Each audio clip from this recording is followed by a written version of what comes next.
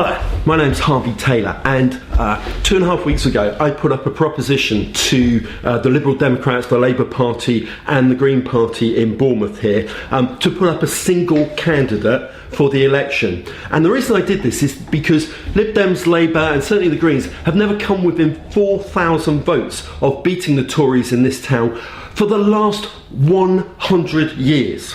Now, I'm sitting here, it's the morning of the 5th of May, and I'm watching the election results come in from local council elections last night, and what I see are massive Conservative gains. I see the Labour Party struggling to retain seats, and I see the Liberal Democrat surge, so-called, just vaporising in front of our eyes. I also see UKIP voters defecting in droves, going back to the Conservative Party. Hopefully Labour will pick up some of their votes, but a lot of them we know are going to go back to the Tories.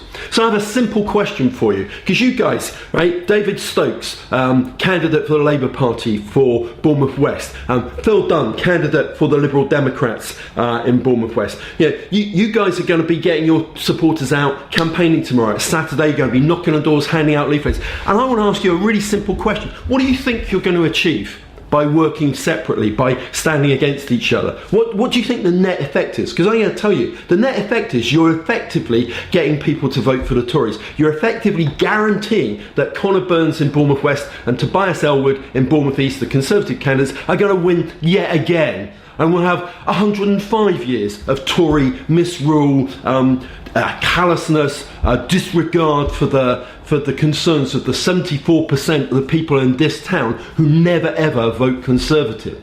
So this is one last desperate plea to you guys. Get together. You know, there's still time. We want one single candidate. I don't care if you call it what I called it, United Front Bournemouth, you can call it a Progressive Alliance. It's just got to be really clear that this is a single candidate in Bournemouth West and a single candidate in Bournemouth East who represent the views of the Liberal Democrats, the Labour Party and the Greens, as far as it's humanly possible to do so. It's not rocket science, right? Anything else is another Tory victory. In fact, it's probably an increased majority for the two Conservative candidates.